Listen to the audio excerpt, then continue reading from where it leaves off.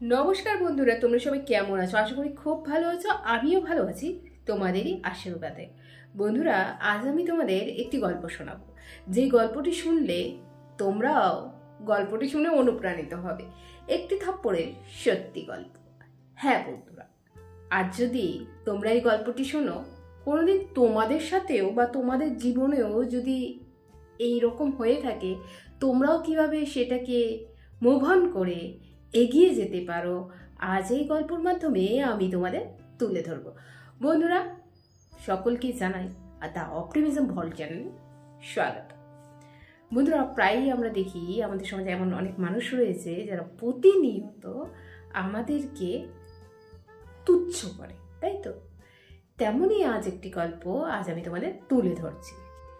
বন্ধুরা, আজ আমি তোমাদের এমন একটি গল্প বলবো যেটি শুনলে পরে তোমাদের গা থমকে যাবে, এবং তোমরা যারা যারা প্রতিনিয়ত এইভাবে মানুষ তোমাদের তুচ্ছ করছে, অপমান করছে, তোমরাও কিন্তু লড়ে এগিয়ে যেতে পারবে এবং তাদের দেখিয়ে দিতে পারবে।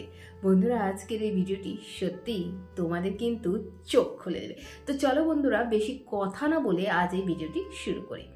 বন্ধুরা, একটি গ্রাম ছিল, যে গ্রামে একটি ছেলে বাস করত, যার নাম ছিল রাজা। রাজার বাবা কৃষক ছিল।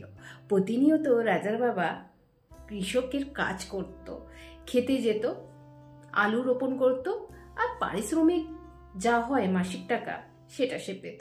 কিন্তু রাজা কিন্তু খুব একজন ভালো দক্ষ স্টুডেন্ট ছিল না। রাজাকে বলতে পারো রাজা খুব ভালো একজন ছাত্র ছিল, কারণ রাজা পড়াশোনার প্রতি খুব আগ্রহ ছিল, নতুন কিছু জানার তার ইচ্ছে ছিল।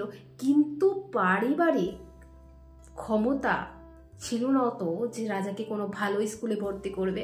রাজাকে গ্রামের একটি স্কুলে ভর্তি করেছিল, পাঠশালা বলা চলে। সেই পাঠশালা নিত্যদিন চলতো, রাজা যেত সেখানে, গিয়ে সেখানে সে শিক্ষা নিত শিক্ষকের থেকে। কিন্তু রাজা যেটা চেত সেটা তাদের শিক্ষকের মধ্যে ছিল না। রাজার জ্ঞান অসাধারণ ছিল, কিন্তু রাজার প্রতিভা শুধু সেই গ্রামের মধ্যেই নয়, রাজা চেয়েছিল বাইরেও যেন, শহরের জগতও যেন সেটা দেখতে পায়। রাজার বাবা যার জমিতে কাজ করত, পারিশ্রমিক কাজ যাকে বলা হয়, আলু রোপণ করে দিলে তার মালিক এসে তাকে মজুরি না দিত বা মজুরি দিত। তো একদিন কি হলো, রাজার মালিকের ঘরে একটা নিমন্ত্রণ রইল প্রতিটা শ্রমিক মহল্লাকে, কি রাজার রাজার বাবা যেখানে কাজ করত সেই মালিকের ঘরে একটা নিমন্ত্রণ রয়েছে, এবং যত শ্রমিক আছে সকলকে মালিক নিমন্ত্রণ করেছে যে আজ আমার ছেলের মুখে ভাত, তোমরা সকলেই আসবে। তো মালিকের দুটো ছেলে ছিল, মালিকের দ্বিতীয় ছেলে যখন হয় তখন তার মুখে ভাত দেওয়ার জন্য শ্রমিক মহল্লার সবাইকে তারা নিমন্ত্রণ করে। তো রাজা যেহেতু তাদের বাড়ি দোতলা ছিল, রাজা তার বাবার কাছে অনুরোধ করলো, বাবা বাবা আমিও যাবো তোমার মালিকের বাড়ি। তো তার বাবা বললো, ঠিক আছে তুই যাবি, মালিকের ছেলে তো মুখে ভাত, তো চল। মালিক কিন্তু অনেক বড় লোক। তো রাজা বলল, ঠিক আছে বাবা, আজ কিন্তু আমি তোমার সাথে সেই মালিকের বাড়িতে যাব। তো তার বাবা বললো, ঠিক আছে। তো রাজার বাবা ঠিক তাকে হাত ধরে মালিকের বাড়িতে নিয়ে গেল, এবং মালিকের ছেলের অন্নপ্রাশন, আলাহি কীর্তি, সেই গ্রাম মহল্লা সকলকেই খাওয়াচ্ছে। তার সাথে মালিকের সাথে যারা এই রকমই মালিক সম্প্রদায় আছে তাদেরকেও নিমন্ত্রণ, সকলকেই নিমন্ত্রণ সেই জায়গায়। তো অনেকে গিফট দিচ্ছে, সোনার জিনিস। শ্রমিক সম্প্রদায়ের মানুষ তো আর কি দিতে পারবে আশীর্বাদ ছাড়া? তো তারা শুধু গিয়ে, গ্রামের মালিক তো, গিয়ে খেয়ে আসছে। কিন্তু যখন সবাই তার মালিকের ছেলেকে উপহার দিচ্ছিল, তখন রাজা সেখানে বসে দেখছিল, এবং তার একটা খেলনার প্রতি আগ্রহ জমলো। সেই খেলনাটি একটু কম্পিউটার ছিল। তো রাজা কি করলো, তার বাবাকে বলছে, বাবা আমার এই খেলনাটা চাই। ওর বাবা বলছে, না না, এটা তো মালিকের ছেলে, নিবি না। কিন্তু রাজা না এক দৃষ্টি চেয়েছিল সেই খেলনার দিকে। তো রাজা কিছুতেই বুঝতে পারছে না, তার ওই কম্পিউটার মধ্যে খেলাটা না তার খুব প্রিয় ছিল, কারণ রাজা না অঙ্কতে খুব ভালো ছিল। তো তার সেরকম ক্যালকুলেটর দেখলে বা কম্পিউটার জাতীয় খেলনা দেখলে তার প্রতি একটা আগ্রহ তো জন্মাবে। যে ম্যাথে ভালো বা অঙ্কতে 100-তে 100 পেত, মানে রাজার জ্ঞান না অসাধারণ ছিল। শুধু এইটুকু ছিল, সে একজন শ্রমিকের ছেলে। তো রাজা কি করলো, তার বাবা তাকে অনেক মানা করলো, কিন্তু রাজা বাবার কথা না অমান্য করলো, কারণ রাজাও তো তেমন বড় ছিল না, রাজাও তো ছোটই ছিল। তো সেই সময় রাজা কি করলো, বাবার কথাকে অমান্য করে সে মালিকের ছেলের খেলনাটাকে ধরে নিল। ধরে নেওয়াতে মালিক দেখলো, দেখে বলছে, এই তোর এত বড় আসপত্তা, তুই টেবিল পর্যন্ত আসার কিভাবে পেলি? তোদের জায়গা হচ্ছে সেই মাটির ওখানে বসে খাওয়া, তোরা টেবিলে হাত দিলি? কি তোদের ক্ষমতা রে? এত ক্ষমতা কে দিল তোদেরকে যে তোরা টেবিলে আসতে পারলি? আমি কি তোদের বলেছি টেবিলে আসতে? আমি তোদের খাওয়ার নিমন্ত্রণ করেছি, সেই মাটিতে বসে খাবি। তুই হচ্ছিস শ্রমিকের ছেলে, তুই এসে গেলে আমার টেবিলে হাত দিতে? এত বড় ক্ষমতা! সেই ছোট্ট একটা শিশু ছিল, সে মোটে ক্লাস 1-এ পড়তো। সেই শিশুটিকে তার মালিক, মানে রাজার বাবার মালিক, তাকে কিন্তু অনেকভাবে অপমানিত করেছে। এই ছোট্ট একটা খেলনা, সেই ছোট্ট একটা খেলনা, সেটার জন্য তাকে এইভাবে অপমানিত হতে হবে, সেটা কোনোদিন ভাবতে পারেনি যে তার ছেলেকে এত অপমানিত হতে হবে। সেই রাজার বাবা, মানে শ্রমিকের সম্প্রদায়, সে শ্রমিকের, যেহেতু মালিকের কাজ করে তাকে শ্রমিকই বলা চলবে। তো সে যখন খেতে বসলো, চোখের জলের সাথে খাচ্ছে, ঠিক আছে, কারণ তার ছেলেকে শটাং করে একটা চড় মেরেছিল সেই মালিক, মানে রাজার বাবার মালিক। তো রাজার বাবার মালিক রাজাকে একটা থাপ্পড় মেরেছিল।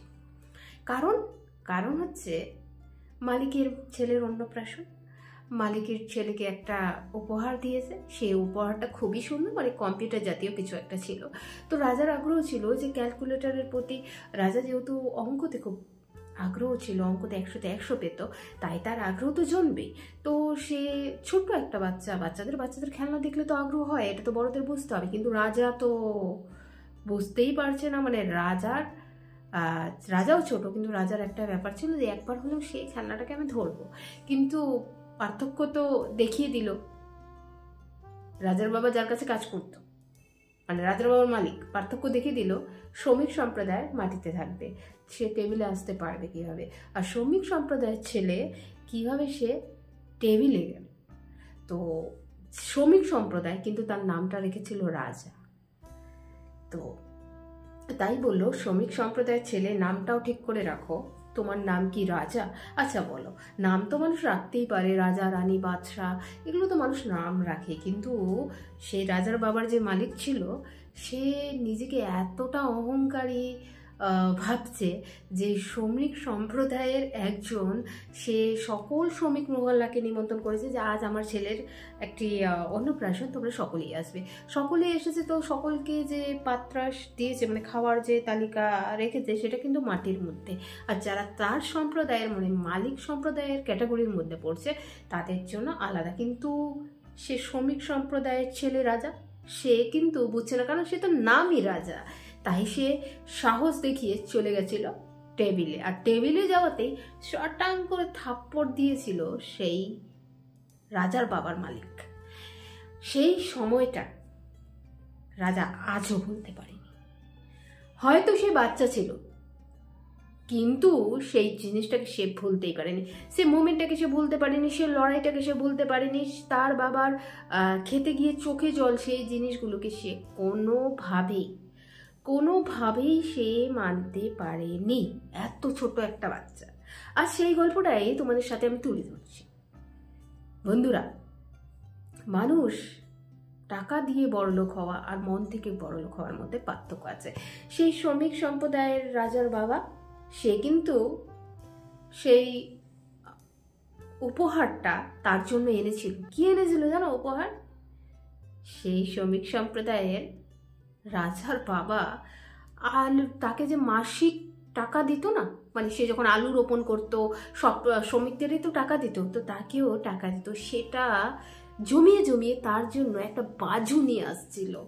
আর যখন সে তার ছেলে সেখানে থাপ্পড় খেলো এবং চোখের জলের সাথে সে আমন্ত্রণের খাবার খেলো, তারপরও কিন্তু সে মালিকের ছেলেকে গিয়ে সেই অর্ডারটা দেয়। সে দেখিয়ে দিল যে মনের থেকে বড়লোক হতে হয়, পয়সা দিয়ে বড়লোক হতে হয় না, আর ব্যবহারই সব থেকে বড় পরিচয়। আর যখন রাজা থাপ্পড়টা খেলো সামান্য একটা উপহারের জন্য, সেই ছোট রাজাই কসম খেয়েছিল যে আজ যখন আমাকে এই ছোট উপহারের জন্য থাপ্পড় খেতে হলো, একদিন আমি এমন হব এই রকম উপহার আমি মানুষকে গিফট দেবো, এই ছোট একটা বাচ্চা সেই দিনের জিদ তার। আর তার এই সেদিনের জিদ আর অদম্য লড়াই সেই বাচ্চাটা স্কুল লেভেলে, গ্রাম লেভেলে এবং জেলা স্তর সব লেভেলে কিন্তু স্কলারশিপ পেল, এবং সেই মালিক তার ছেলে কিন্তু কিছুই পেল না, সে ফেল করতে থাকলো। এত বড় স্কুলে তাকে পড়াচ্ছে, প্রাইভেট স্কুলে বড়, আর রাজা তো সরকারি স্কুলে, সরকারি গণ্ডি, সেসব। তার স্কুলের টিচাররাও তার ব্রেনের সাথে হেরে যাচ্ছে যে সে অঙ্কতে এত পাকা, ম্যাথমেটিক্সে তার এত জ্ঞান কিভাবে হতে পারে, একজন শ্রমিকের ছেলে কিভাবে হতে পারে, আর একজন রাজা মহল্লার ছেলে সে কিন্তু কিছু করতে পারলো না। বন্ধুরা, আমরা সাধারণত জানি, আমরা যত নেতা মন্ত্রী দেখছি তাদের ছেলে কতজন কি করছে বলো, কিন্তু একটা সাধারণ মানুষ তার মধ্যে প্রতিভা থাকলে সে কিন্তু অদম্য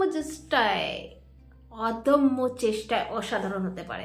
হ্যাঁ বন্ধুরা, don't under estimate a common man. হ্যাঁ, একজন সাধারণ মানুষকে কোনোদিন কিন্তু অবহেলা করবে না, কারণ মানুষ কখন কোথায় কোন লেভেলে পৌঁছে যেতে পারে আমরা কেউ জানি না। আর এই থাপ্পড়ের জবাবটা, রাজা তখন চুপ ছিল, কারণ সে তো তখন বাচ্চা ছিল। একজন বাচ্চার গায়ে এভাবে করে রেগে যাওয়া, তার মালিক ছিল তো রাজার বাবা কিছু বললো না, কারণ সে তো শ্রমিক ছিল না, তার ঘর সংসার চলবে কিভাবে। কিন্তু বন্ধুরা, সে কিন্তু উপহার বা নিমন্ত্রণ খেতে গেছিল, সে কিন্তু একটি উপহার নিয়ে গেছিল। আর উপহারটি কি ছিল জানো? বাজু, রূপার বাজু। সেই উপহারটি নিয়ে গেছিলো, এবং যখন তার ছেলেকে সে এভাবে চড় দিল সকলের সামনে, সব শ্রমিক মহল্লার মানুষেরা চেয়েছিল এবং মনে মনে ভাবছিল, এই বাচ্চাটা মানে মার খেলো একটা এই খেলনার জন্য। আজ তার থাপ্পড়ের জবাবটা, তখন তার থাপ্পড়ের জবাবটা ছিল সাইলেন্ট, কিন্তু আজ সে সেই খেলনার কারখানার মালিক। একজন শ্রমিক মহল্লার ছেলে আজ সেই কারখানার মালিক হয়ে গেছে বন্ধুরা। সেদিন সেই সময় রাজার বাবা কিন্তু কিচ্ছু বলেনি মালিককে, শুধু তার ছেলেকে বলেছিল যে আমাদের টেবিল পর্যন্ত যাওয়ার ক্ষমতা নেই, আমরা টেবিল পর্যন্ত যেতে পারি না, আমরা অত বড় লোক নয়, আমরা নিম্নবিত্ত, আমরা চাকর। আর একজন চাকর কিভাবে মালিকের টেবিলে যেতে হয় ছেলেকে বুঝিয়েছিল এই থাপ্পড় খাওয়ার কারণটা কি, কিন্তু কোনোদিন মালিকের বিরুদ্ধে সে যায়নি। আজ তার থাপ্পড়ের জবাব সেই রকম খেলনা ফ্যাক্টরির আছে মালিক হয়ে গেছে রাজা। নাম ছিল রাজা, তাই শ্রমিককে কথা শুনিয়েছিল মালিক। একজন শ্রমিকের ছেলে নাম রেখেছে রাজা, মানে ছেঁড়া কাঁথায় শুয়ে লাখ টাকার স্বপ্ন। বলেছে তাকে, তুমি কিভাবে ছেঁড়া কাঁথায় শুয়ে তুমি লাখ টাকার স্বপ্ন দেখতে পারো? তুমি যেখানে আছো সেটাই স্বপ্ন দেখো, স্বপ্ন ওটাই দেখো যেটা চোখ খুলে দেখে, স্বপ্ন ছেঁড়া কাঁথায় হয় না। সেই সময় ছোট্ট ছোট্ট চোখে রাজা তাকিয়েছিল তার বাবার অপমান, রাজা তাকিয়েছিল তার অপমান। কিন্তু বন্ধু, রাজা আর রাজার বাবার এই অপমান রাজা কিন্তু ঠিক 10 বছরের মাথায় দেখিয়ে দিয়েছে মালিককে। আর যে খেলনাটার জন্য তাকে একটা শটাং করে থাপ্পড় মেরেছিল মালিক, সামান্য একটি খেলনার জন্য, শুধু দেখতে চেয়েছিল তার আওয়াজটা কেমন হয়, শুধু দেখতে চেয়েছিল খেলনাটা ঘুরে কিভাবে। বাচ্চা তো, বাচ্চারও তো মন হয়, কিন্তু মালিক বলে না শিক্ষাতে শুধু জ্ঞান হয় না, হিউম্যান বিংস হয়, বাচ্চা ডেভেলপমেন্ট হয় একটা হিউম্যান বিংস থেকে। মনুষ্যত্ব যদি না থাকে তাহলে সেই মানুষটার এইভাবেই তো আচরণ করবে। কিন্তু বন্ধু, মালিক যেভাবে আচরণ করেছে, শ্রমিক কিন্তু সেভাবে আচরণ করেনি। শ্রমিকের আচরণ ছিল একদম আলাদা। শ্রমিকের এই থাপ্পড় খাওয়ার পরেও সে কিন্তু মালিকের কাছে গিয়ে বলেছে, মালিক আমার ভুল হয়ে গেছে, আমার ছেলের ক্ষমতা নেই আপনার টেবিলে যাওয়ার, তাকে মাফ করে দিন, সে অজ্ঞানী, তাকে জ্ঞান হোক এই প্রার্থনা জানান। তার একজন শ্রমিক, তার ব্যবহারটা এতটা অতুলনীয়। বন্ধুরা, ইতিহাস কিন্তু উত্তর কি সেটাই দেখে, প্রশ্নটা কি সেটা দেখে না। তাই সবসময় উত্তর দেওয়ার আগেই তোমাদেরকে কিন্তু ভাবতে হবে। তাই সেই সময়টা কিন্তু সে অন্যভাবে শ্রমিক উত্তর দেয়নি, কারণ তার একটাই লক্ষ্য ছিল, পরিশ্রম করি মালিকের, খাচ্ছি মালিকের, মালিক না হয় গুরু হিসাবে, গার্জিয়ান হিসাবে বকাই দিয়েছে, কিন্তু আমি পরের দিন আর আমার ছেলেকে বোঝাবো মালিকের টেবিলে আমাদের ক্ষমতা নেই যাওয়ার, কারণ আমরা তো চাকর। সে তার ছেলেকে এটাই বুঝেছিল। কিন্তু ওই ছোট্ট ছেলে যে সাটাং থাপ্পড়ের দিন গুনছিল কবে জবাব দেব। আর ঠিক 10 বছরের মাথায়, হ্যাঁ বন্ধুরা, ঠিক 10 বছরের মাথায় সে সেই খেলনার কারখানার মালিক হয়ে গেল। এটাই হচ্ছে থাপ্পড়ের জবাব। তো বন্ধুরা, তোমাদের জীবনেও কি এমন কিছু ঘটেছে? তোমাদের জীবনেও কি কেউ তোমাকে বলেছে, এই ছেঁড়া কাঁথায় শুয়ে লাখ টাকার স্বপ্ন দেখিস, তোর তো অকাদি নেই, তোর বাবা তো রিক্সা চালায়, তুই কি কোনোদিন ডাক্তার হতে পারবি? যদি তোমাদের মধ্যে কেউ এই রকমভাবে তোমাদেরকে অপমান করে বা তোমাদেরকে শাটাং থাপ্পড় মেরেছিল, তাহলে আজ এই ভিডিওটি দেখে তোমরা অবশ্যই অনুপ্রাণিত হবে। অবশ্যই রাজার মতো নিজেকেও এগিয়ে নিয়ে যাবে। রাজা কিন্তু, আর রাজার বাবা কিন্তু সেদিন সেই থাপ্পড়ের কোনো জবাব দেয়নি, তাই আজ সে এক কারখানার মালিক। তো বন্ধুরা, ভিডিওটি আমার কেমন লাগলো? যদি ভালো লেগে থাকে লাইক, কমেন্ট, সাবস্ক্রাইব করতে ভুলবে না। আশা করি এই ভিডিওটা দেখে তোমাদের সকলেরই চোখ খুলে গেছে। ধন্যবাদ। Thanks for watching.